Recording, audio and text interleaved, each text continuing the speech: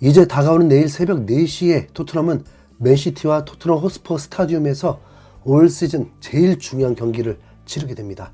토트넘의 챔스 진출 여부가 갈리는 것은 물론이고 심지어 이번 시즌 우승팀까지도 결정될 수 있는 아마 가장 치명적인 경기가 될 텐데요.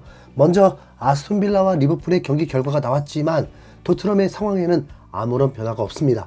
아스톤 빌라가 무승부로 승점 1점을 획득해도 승점 68점이기 때문에 남아있는 마지막 경기인 크리스탈 팰리스 원정에서 이기지 못하면 여전히 토트넘의 막판 역전 찬스가 남아있고, 반대로 토트넘은 무조건 남은 두 경기를 모두 이겨야 챔스 티켓을 손에 넣을 수 있습니다. 또 맨시티와 아스날의 우승 경쟁 구도를 봐도 아스날이 마지막 경기인 에버튼전을 남겨두고 승점 86점으로 현재 리그 1위이고, 맨시티는 토트넘전과 웨스트햄전을 남겨두고 아스날의 승점 1점이 부족한 85점으로 맨시티 역시 자력으로 리그 우승을 하려면 남은 두 경기를 모두 승리해야만 가능하죠. 다시 말해서 토트넘과 맨시티 모두 반드시 승리를 위해 최선을 다할 수밖에 없는 상황이라는 겁니다.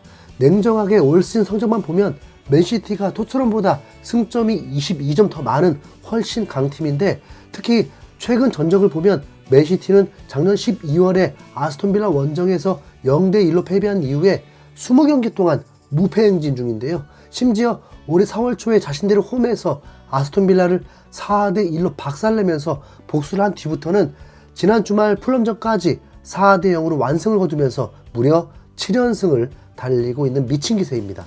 반면 토트넘은 뉴캐슬전 대패를 시작으로 20년 만에 처음으로 리그 4연패를 당한 이후에 겨우 번리전 승리로 한숨을 돌렸습니다. 패배라는 결과는 당연히 씁쓸할 수밖에 없지만 더욱 팬들의 가슴을 답답하게 했던 부분은 패배하는 과정이 다 똑같았다는 겁니다. 시즌 내내 약점이라고 지적받았던 세트피스로 3경기 연속 실점을 한 것도 모자라서 갈수록 무너지는 수비 조직력 탓에 4연패 기간 동안에만 13골을 먹혔거든요. 그나마 손흥민이 강팀 킬러라는 별명답게 아스날과 리버풀을 상대로는 한 골씩 넣어주면서 간신히 체면 치레를 하긴 했지만, 손흥민을 제외한 공격진들의 상태가 점점 더 악화되면서 이제는 골도 보기 싫을 정도죠. 더 웃긴 건 지난 번리전에서 손흥민이 어디에 있든 믿을만한 동료들이 하나도 없었다는 건데, 양쪽 윙으로 출전한 클루셉스키와 존슨 모두 제대로 된 패스를 하지도 못하고 욕심만 부리다가 결국 손흥민만 피해를 보는 그림이 반복됐습니다. 그 단적인 예가 토트넘이 넣었던 두 골이 모두 공격수가 아니라 수비수로부터 나왔다는 점이고요. 반더벤이 최근 10경기에서 2골을 넣을 동안 클루셉스키는 골은 무슨 어시스트도 하나도 못하고 유산소 운동만 하다가 들어갔습니다. 이러니 한숨이 나올 수밖에 없잖아요. 거기다가 엎친 데 덮친 격으로 또다시 부상 악재가 토트넘 쪽에만 쏟아지면서 히샬리송과 비수마까지 시즌 아웃이 됐습니다.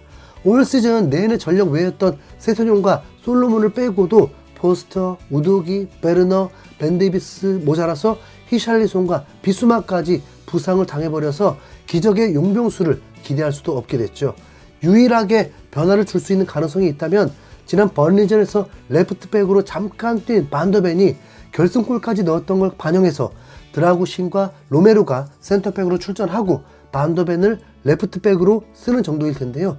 양쪽 윙으로 나올 수밖에 없는 존슨, 클루셉스키보다 반더벤이 더 믿음직스러운 게 함정입니다. 여기서 믿음직스럽다는 건 수비적으로가 아니라 공격적으로도 반더벤이 더 믿음이 가요. 오죽하면 클루셉스키를 아예 명단 제외해버리고 차라리 반더벤을 원톱에 손흥민, 존슨 윙어로 파격적인 3톱을 쓰자는 말까지 있습니다. 반더벤이 스피드도 빠르고 헤더도 되고 슈팅도 나름 감각적으로 잘 찾아보니까 순간 혹하는 마음이 들기도 한 의견이었지만, 엔지 감독이 이런 라인업을 쓸 사람이 전혀 아니라서 의미 없는 그저 상상에 불과합니다. 여기에 더 어이없는 건 실제 현지 토트넘 팬들 중에 아스날이 우승을 하는 게 너무 싫다는 이유로 맨시티전에서 패배를 원하는 의견도 있다는 겁니다. 런던 시민의 입장이 아니라 전혀 이해가 안 가는데 생각보다 이런 의견이 꽤나 많은지 공식 기자회견에서 영국 기자의 입에서 이와 관련된 질문이 나왔습니다. 현지 기자가 먼저 엔지 감독을 향해서 이번 경기에서 지기를 바라는 팬들의 비율이 얼마나 될 것 같냐 라면서 황당하게 짝이 없는 질문을 던졌는데, 엔지 감독은 어이없다는 식으로 또 비꼬면서 패배를 원하는 토트넘 팬들의 비율, 그게 도대체 무슨 말인가 무슨 비율을 말하는 건가? 50%, 20%, 1%? 정확히 얼마인지 알려달라면서 질문한 기자를 민망하게 만들었죠. 그러나 이후에도 관련 질문이 한 번 더 나왔는데 내가 아는 토트넘 팬들의 대다수는 이번 경기에서 지기를 원하고 라이벌 팀을 비웃은 것을 축구의 큰 일부라고 느낀다.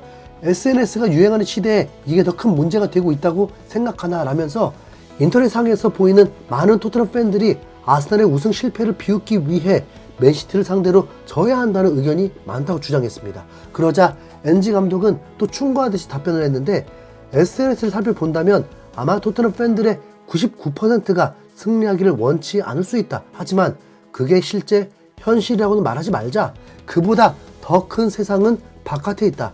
만일 인터넷 세상이 당신의 전부라면 상담사를 만나야 될 것이다 라면서 마치 질문한 기자가 인터넷 중독에 걸려서 현실과 가상을 구분을 못한다는 스타일이었습니다. 그러면서 이번 맨시티전을 이기겠다는 굳은 다짐을 표현하기도 했는데요. 맨시티는 아직 우승을 확정하지 않았다. 그게 중요한 포인트다. 하지만 그렇게 생각한다면 문제가 된다. 다들 맨시티를 위해 레드카펫을 깔아주고 있다. 나는 그렇게 하지 않을 것이다. 다른 감독들도 그렇게 하지 않을 것이라고 생각한다. 나는 확실히 그들이 승리하는 걸 보기 위해 앉아있지 않을 것이다. 나를 제외한 팀에 대해서는 관심 없다. 내 팀이 성공하기를 원한다라면서 끝까지 챔스 티켓을 포기할 생각이 없다는 강한 의지를 보여준 겁니다. 물론 의지만 가지고 맨시티를 이길 수 있다면 맨시티가 20경기 연속 무패를 하진 않았겠지만 완벽해 보이는 맨시티에게 그나마 약점이 있다면 그건 바로 토트넘 원정과 캡틴 손흥민이거든요. 실제 손흥민은 맨시티전에 총 18번 출전해서 8득점 4도움으로 공격 포인트가 12개고 작년 12월에 있었던 맨시티 원정 경기에서도 휘슬을 울린 지 6분 만에 선제골을 터뜨리면서 맨시티 킬러라는 걸 증명했습니다. 당시 토트넘은 주전 센터백인 반더벤과 로메로 그리고 메디슨까지 결정한 상황임에도 3대3으로 극적인 무승부를 거뒀는데요. 수비 뒷공간을 파고들 때 가장 빛나는 손흥민이 맨시티를 상대할 때마다 맹활약을 해주는 건 이제 거의 상수라고 봐도 됩니다. 게다가 앞서 말했듯이 토트넘 호스퍼 스타디움에서 맨시티의 성적은 약점이라고 할 정도인데 6경기 성적이 1승 5패로 단 한 번 빼고는 승리를 했던 적이 없습니다. 그 5패 중에 4패가 손흥민의 발에서 나왔고요. 최초는 2018-2019 시즌에 챔피언스리그 8강에서 손흥민의 선제 결승골로 1대0 승리가 시작이었고 19-20 시즌에 손흥민의 쐐기골로 2대0 승리, 20-21 시즌에 손흥민의 결승골로 2대0 승리, 21-22 시즌에도 손흥민의 선제골이자 결승골로 1대0 승리를 거뒀던 기억이 있습니다. 맨시티의 과르디올라 감독 역시 이를 의식하면서 풀럼전 승리 인터뷰에서부터 토트넘 생각에 이를 갈며 준비하는 모습이었죠. 풀럼을 분석할 시간은 많았지만 토트넘을 분석할 시간은 그보다 적다. 지금부터 토트넘에만 집중할 것이다 라면서 진심으로 토트넘전을 준비하고 있었습니다. 손흥민이 맨시티를 뚫는 건 확실히 가능해 보이는데 그보다 더 걱정은 손흥민을 제외한 다른 선수들이 과연 제 몫을 해줄 수 있는가입니다. 부디 존슨과 클루셉스키가 욕심을 버리고 손흥민의 찬스를 만들어주는 데에만 집중하고 미드필더와 수비수들도 정신 바짝 차려주기를 간곡히 부탁 좀 드리겠습니다. 이상 흰수염고리였습니다. 감사합니다.